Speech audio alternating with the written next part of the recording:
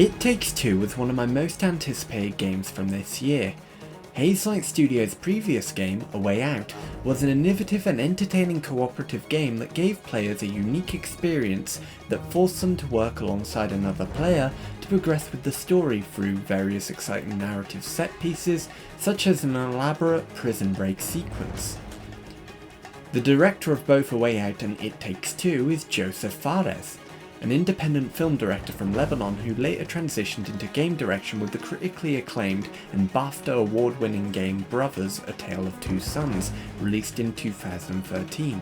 Over the years since then, he's become somewhat of an icon within the video game community, with his regular appearances at award shows and conferences usually creating some media buzz due to his likeable and exuberant personality, as well as his overabundance of passion when it comes to game development and creating unique cooperative experiences for people. That passion is fully on display here with It Takes Two, as everything in the game, from the story, gameplay, art style and music, exudes a level of quality and polish that most AAA titles would struggle to strive for, and clearly demonstrates just how talented and cohesive the team at Hazelight have become since their previous release. It Takes Two was released on PC, PS4, PS5, Xbox One and Xbox Series S and X on March 26, 2021 to phenomenal critical and commercial success, with the game at the time of this video's production achieving an average Metacritic rating of around 88 to 89 out of 100, dependent on the platform, with the game having sold over 1 million copies since the game's launch, which is especially impressive for a game such as this, considering that it's a cooperative only game where only one player needs to have purchased a copy of the game, regardless of whether you're playing online or local. It Takes Two was published by Electronic Arts, just as A Way Out was, and I have to say, it continuously surprises me that a publisher with such a dubious reputation amongst the video game community for being synonymous with corporate greed not only released a game as creative and inspiring as this, but also released it at a budget price and without requiring both players to purchase it. For the purposes of this review, I played through the entire game alongside a friend of mine on PlayStation 5, with myself playing as Cody and my friend playing through as May, with a total playtime of about 10 hours, seeing everything the game had to offer and obtaining the Platinum Trophy for it as I did so. I think it's plain to see, given how positive I am about it, that I really enjoyed this game, but let's dive in now to see exactly what I liked about the game and why I think that those elements of the game work so well. This is my in-depth review of Hazelight Studios' latest game, It Takes Two. The story of It Takes Two follows a married couple, Cody and May, whom are planning to divorce due to a multitude of complex reasons which are explored over the course of the game's story. After Cody and May inform their daughter Rose about the divorce, the couple soon find themselves trapped in the bodies of doll versions of themselves that their daughter made as a coping mechanism. Whilst trapped in the doll versions of themselves, Cody and May are approached by a sentient relationship therapy book called Dr. Hakim, who is tasked with rekindling the bond between the two and preventing their divorce. The couple then travel around their house and garden, exploring various different biomes as they are forced to rekindle their relationship and figure out a way to return to their human bodies, with Dr. Hakim usually appearing every now and then to throw an obstacle in their way to make them cooperate with one another. As a story, it isn't particularly groundbreaking or unique on its own, especially considering it's a story that has been told quite a lot of times in various pieces of media outside of video games, such as in movies and in TV shows. However, when it comes to the video game format, it feels surprisingly fresh and unique as a story, especially in the way it's all presented. You're not traversing the various levels in order to face off against a big bad, you're going through the levels dealing with the emotional and personal issues that the characters are going through, whilst working together to build the relationship back together through cooperation. It's a game that tells a lot of its story through its gameplay, with the various characters often making comments and quips when attempting to do anything, which as a result adds a lot more life and flavour to the experience and keeps the story progressing incrementally, as each new quip and comment helps to add context to some of the locations in the game, as well as remind the player of the current status of the duo's relationship. The writing in particular is quite brilliant, with some excellent dialogue not only from the main cast, but from the various side characters Cody and May encounter on their journey as well. The occasional banter between Cody and May as they explore the different levels in the game helps to both flesh the characters out, but also to showcase how the nature of their relationship develops over the course of the game, with their quips slowly growing less harsh and condescending the further they get through the game, and the more wistful they become over the positive memories of their time together. Each chapter focuses on different areas of the family's homestead, usually focusing on an obstacle Cody and May encounter as they make their way on their journey, such as in the second chapter where they find themselves caught up in a war between squirrels and wasps within the tree in their garden, where they are recruited by the squirrels to deal with the wasp nest that has plagued the tree due to Cody and May's negligence in the real world. A lot of the chapters of the game are structured like that, with Cody and May usually having to deal with a problem that they caused in the real world, or dealing with the negative aspects of their relationship that caused it to crumble, such as May's penchant for overworking and Cody's floundering ambitions. The game has frequent cutscenes which are for the most part well shot, with some great cinematography and animation work that offers moments for the characters' personalities to really shine when combined with the excellent dialogue, and they do a great job of pushing the narrative forwards in an organic and entertaining way. The characters in the game on that note are all pretty likeable for the most part, with everyone from the central cast to each chapter's unique side characters all having interesting personalities and designs that help to make them memorable despite their short appearances. My personal favourite character is Dr. Hakim, the eccentric love guru book that forces Cody and May to try to repair their relationship by thrusting them into dangerous situations. I like him mainly because of his eccentric and overly enthusiastic personality that some may find cringy, but I kind of find endearing. It Takes Two is not a particularly long game, with a total runtime of around 10 hours across about 7 chapters, but it's one that I enjoyed every step of the way, which is more than I can say for a lot of far longer games which only entertain me for a fraction of the runtime.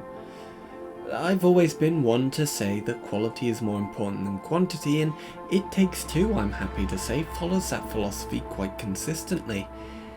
It's a game that I find has no downtime, no dull moments, and is completely entertaining throughout without becoming overwhelming. It may not be the most interesting or epic of plot lines, but it's one I'm quite confident that you'll be able to enjoy all the way through.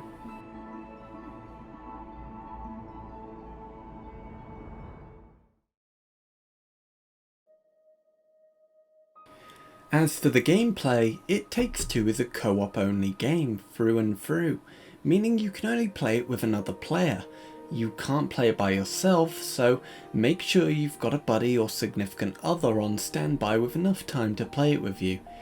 It's similar to Hazelight's previous game A Way Out in that regard, and It Takes Two retains the same split-screen local and online multiplayer systems that game had as well, with one player taking control of Cody and the other taking control of May. Thankfully, for those of you who like playing with a friend online, only one of you needs to purchase a copy of the game, as, like with A Way Out, It Takes Two makes use of a downloadable free friend pass, which allows a player to join someone else's game provided the other player owns a copy of the game. It's an incredibly consumer-friendly feature that makes the fact that the game can only be played with another player a lot more palatable in my opinion, especially given the game's limited replayability in terms of content. As for the gameplay itself, for the most part Cody and May both played the same in a general sense, with the basic platforming staples such as running and double jump abilities, as well as a dash move that can be used to avoid obstacles as well as to extend a jump further. Both characters can also interact with various objects and items in the world, such as switches and levers, to progress as you'd expect from a puzzle platformer.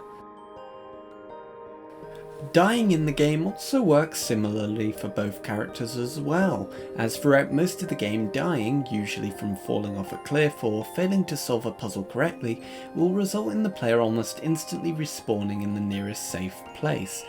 Though during boss fights and linear set pieces where respawning is difficult, if a player perishes they'll have to mash a button to respawn, with the game resetting to the previous checkpoint if both players are dead simultaneously. That's where the similarities in gameplay between the characters end, however, as every level in the game gives Cody and May unique items that force the two to work together to progress. For example, in the very first level in the tool shed, Cody is given a bandolier of nails which he can throw and recall that can be stuck into certain materials. May, on the other hand, is given a hammer which she can use to smash objects such as switches or swing on nails that Cody has shot into the wall. Separately, these mechanics are fairly mundane, but together it creates some really fun teamwork opportunities, such as here where May uses her hammer to knock this platform into the air, which Cody then pins into place using a nail, allowing the two to progress onwards. The entire game is made up of interesting and unique moments like this, and these mechanics don't outstay their welcome either, as once a level finishes and the next begins, a completely new mechanic is brought in to switch things up a bit. I won't go through all of the level's unique mechanics, as it's something that's best discovered and enjoyed yourself with a friend or loved one, but as an example as to how each level's mechanics feel drastically different, the second chapter takes place in a tree and Cody and May are given guns with completely different properties that replace the nails and hammer from the previous chapter. Cody has a sap gun that shoots sap at objects, which can weigh down certain platforms and lower them, and May has a matchstick gun that can be used to not only shoot targets, but can also be used to cause the sap from Cody's gun to explode on impact, destroying obstacles that impede progress. Every level takes the gameplay in completely different directions, and it's all very enjoyable, with none that are particularly cumbersome or unenjoyable, and the ones that are on the weaker side mechanically never outstay their welcome, especially as some of the larger levels, such as the chapter set in Rose's room, have multiple different gameplay mechanics that you'll experience over the course of the stage that constantly have you trying new things, yet always keeping the spirit of cooperation alive. Some of the ways the game forces you to work together with the other player are quite creative, enjoyable, and as such, this game is definitely a great way to spend an evening with a friend or loved one. It's easily the best cooperative game I've ever played, and it's probably because you can only play this game with another person, so it doesn't have to make concessions if you wanted to play it single player. There are very few games out there that focus on a cooperative experience, and far fewer that are designed specifically only with that experience in mind, with the only ones that really come to mind being some lower budget indie games. Definitely nothing with the budget that It Takes Two had, so it's an incredibly refreshing game with that in mind. Outside of the core cooperative experience, It Takes Two does have some secrets to discover throughout, in the form of various competitive mini-games that are all surprisingly fleshed out and offer a brief respite from the main game. There are well over 20 minigames to be found across the game, with the chapter select screen appropriately displaying how many minigames are hidden in each section of a chapter, much like how a lot of other games handle collectibles. And the minigames are all short competitive games that pit the two players of the game against each other. Most of the minigames put the players on equal footing, such as the 3D tank minigame that has you attempting to destroy the other player's tank as the play area begins to shrink around you. Another such minigame is the chessboard located in the final chapter of the game, where you can play a full game of chess complete with different turn time options. Not all minigames are like this, however, and some, in particular the minigames early on, feel a little less balanced compared to the later ones, such as the whack-a-mole game, which is the first minigame in the game, and tasks one player with taking on the role of the mole and the other as a hammer, with the former receiving points for staying out in the open long enough, and the latter receiving points from hitting the other player. Almost all of these minigames are enjoyable, however, and are a nice change of pace from the main game's cooperative focused gameplay, and definitely encourage you to want to find them hidden throughout the game, which is always a good incentive for exploration. The game also really values exploration in certain parts of the game, as whilst a large part of the game is very linear in its design, with a focus of getting you from set piece to set piece, there are moments where the levels open up a bit and let you explore and find cool secrets, such as when you're nearing the end of the chapter set in Rose's room, where you can explore a small kingdom, interacting with various objects and finding hidden Easter eggs that add an extra sense of wonder and excitement. It's a game that values exploration by giving you cute dialogue and character moments as opposed to simply handing you an arbitrary collectible and saying good job. It's a game that really values a player's time and ensures that you always want to explore and feel adequately rewarded for doing so, which should be common sense, but I've played way too many games over the past couple years where exploration has felt more like an unrewarding chore. A couple of the previous games I covered on this channel are perfect examples of that. One of my favourite moments in the game comes in the middle of the game's story when you're let loose in a giant town within a clock, filled with secrets to find and discover, such as the plethora of minigames hidden within, or the giant jumping puzzle tower that you can climb for a trophy, or the short boat ride you can take that again doesn't give you a collectible but rather leads you to a fun and exciting Easter egg that references another game. Prior to the release of the game, a trailer was released where Josef Fares elaborated that they made the minigames in the game collectibles so that it actually gave the player a unique experience within the game to explore and discover, instead of just giving you an overabundance of pointless collectibles to collect like a lot of other games tend to do. Honestly, I kinda dig that approach because whilst in some games the collectathon aspect has some appeal to it, a lot of games just tend to throw collectibles in for the sake of replayability without giving the player any real incentive to want to collect them, and it just feels like pointless padding as a result. All in all, It Takes Two excels when it comes to creating a gameplay experience that is unlike any other and stays fresh throughout the entire 10-hour playtime. Every level you'll experience something new and different than what came before it, and with the high quality of the secrets and side content in the game, it'll definitely be a game you'll want to 100% complete and experience everything the game has to offer.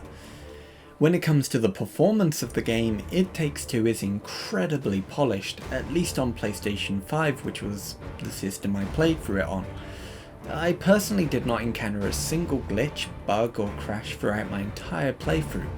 Neither did I encounter any performance hitches or graphical errors.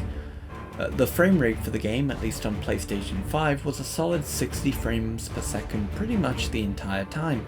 though there may have been one or two minor frame drops here and there that I didn't notice, though since I didn't notice any drops, I doubt many other people will either.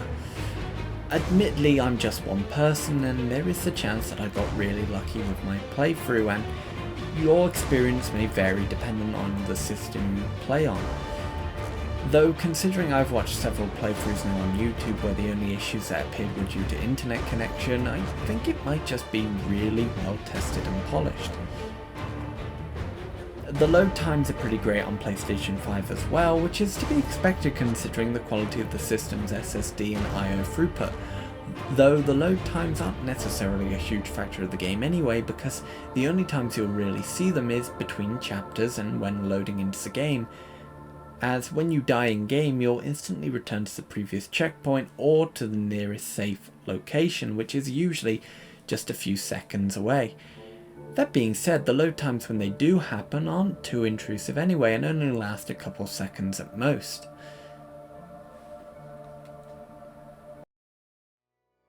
From a visual perspective, It Takes Two is quite wonderful, with an aesthetic that attempts to combine realism with cartoony visuals in a striking yet well implemented way. The game renders at a native 4K resolution on PlayStation 5, which looks incredible on large TVs such as the one I played through the game on. Admittedly, it would have been nice if the game had HDR support as well, as there are a lot of areas in the game that would have really benefited from a larger range of colours, but it's not a huge loss. The character models, from the realistic human models to the more cartoony player models, are all quite expressive, both in terms of their general design as well as through their animations. At times the characters exhibit an almost movie caliber quality to them that adds a lot more depth and immersion to the cutscenes in the game, which in turn makes them all the more enjoyable. The various side characters you'll interact with and encounter along the way are all just as equally detailed and expressive as the main characters are, such as the various squirrel characters who, despite being dressed in military garb, have highly detailed fur that makes them look at times like actual squirrels, or the various plush and plastic toys in Rose's room that all have excellent material and texture work that makes them look realistic despite their cartoony proportions and designs. When it comes to the character animations, as mentioned earlier, during cutscenes they are superb and really allow for the characters to express emotion fluidly and emphatically. However, that also applies to the animations during gameplay as well, with character movement animations in particular looking really fluid and responsive to the character's actions, which in turn makes the characters a lot more fun to control. In particular, I really like the jumping and dashing animations and how fluidly you can combine the two in gameplay, leading to some really fun and exciting platforming moments. The various environments explored over the course of the game adhere to this level of quality as well, with all of the locations visited feeling rather unique and detailed, with various different biomes explored such as the family garden, which due to the character's small size feels more like a jungle, with tons of detailed foliage, creatures and garden objects, or the many times aforementioned Rose's room, where each section of the chapter has you exploring various areas inspired by the toys found in the room, such as a space station, a ball pit, a dinosaur-infested wilderness, and a castle kingdom. The areas in the game are so detailed and full of different assets that exploring each area to see all the unique things is part of the fun of the game. The section I mentioned earlier during the clock chapter, for example, where you're exploring a huge town, is quite charming, with many things to interact with, all with a unique aesthetic that can't be found anywhere else in the game. Which is something that should be noted and praised. It's really cool that throughout the entire game, every level is so completely different visually with completely unique assets which will ensure that you'll always be seeing new things. For example, in one level you'll be roaming around a snow-covered winter wonderland complete with a snow village that becomes progressively more alive with each task complete within it. Then in another level you'll be exploring the aforementioned spacious garden filled with different plants and wildlife, even venturing underground at times when the story requires it. It really feels like the developers went out of their way to make every chapter feel completely unique visually so that the player's enjoyment and eagerness to play through were maintained across the entire duration of the game. I absolutely adored the aesthetic that It Takes Two has with both its general character design and its environment design, the latter especially, and I cannot praise the developers enough for the amount of creativity on display with the game's visuals, and it's definitely one of the biggest highlights of the game as a result. When it comes to the game's sound, It Takes Two is quite splendid. The soundtrack in particular is quite spectacular, with all of the tracks sounding unique, both in terms of instrumentation and genre, which fits the very frequent changes of location and vibe of the scenes in which they play. For example, the track that plays during the space-themed section of the Rose's Room chapter has a very futuristic electronic vibe to it that fits the location surroundings quite well, yet later in the same chapter, when you find yourself on a pirate ship careening down a set of rapids, the music track that coincides with that scene is completely different, utilising more bombastic brass instrumentation to make riding down the river whilst under attack all the more intense, and it sounds just like something you'd hear in the Pirates of the Caribbean soundtrack.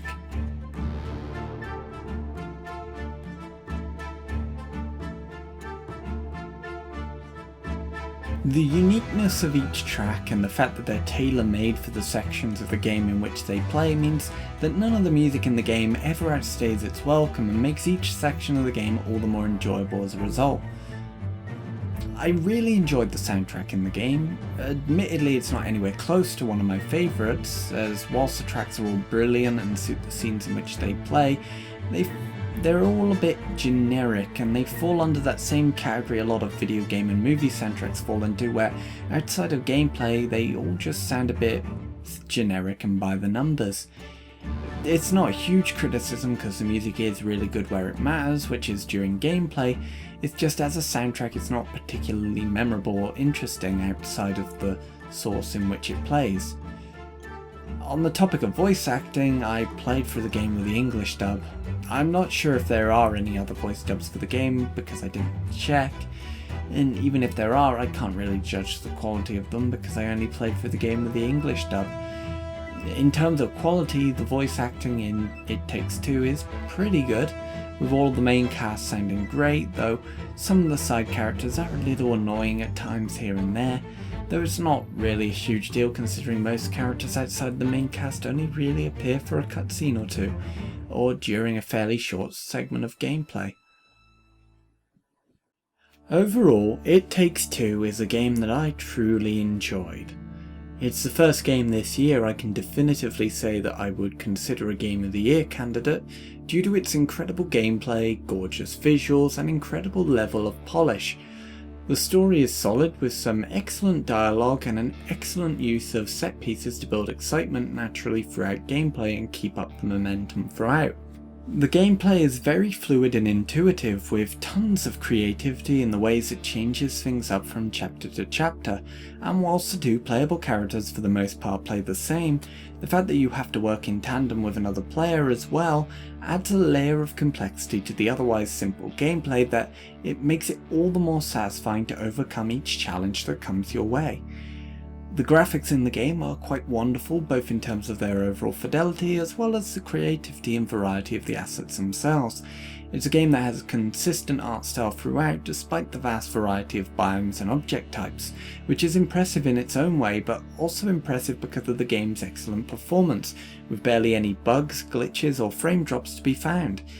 It's a game that is just as structurally solid as its overall quality. The soundtrack is incredibly solid, and because each track is unique in its instrumentation and genre, it helps to make each section of each level feel unique and fun to explore. It really feels like everything in this game was designed in a way that nothing ever outstays its welcome, whether it be story beats, gameplay mechanics, locations explored, or music tracks listened to. It Takes Two is a real marvel of creativity, and it's that focus on player enjoyment and not wasting the player's time with repetitive mechanics and level structures that ultimately makes the game an instant classic and one of the best games to release in the past year. I will admit I'm not sure whether this will ultimately be my personal Game of the Year by the time 2021 comes to a close, as there are still plenty of games to release over the next couple months that I may or may not find more enjoyable, but as it stands at present, this is my top Game of the Year at the moment. As I say, this is a game that I for all intents and purposes absolutely loved, and I'm excited to see what the team at Hazelight decide to do next. They've certainly proven themselves when it comes to creating incredibly high quality cooperative focused adventures, and I'm certain that whatever they decide to do next, it will be filled with just as much creativity and charm as It Takes Two has. Maybe even more so. Thanks for watching this video. If you enjoyed it, be sure to like the video and let me know your thoughts on the game as well as the video itself in the comments below. Your feedback is, as always, much appreciated. If you want to see more of my content, be sure to check out my channel and subscribe so you don't miss out on any further videos. Thanks again for watching. This has been Kingdom H, and I'll see you next time.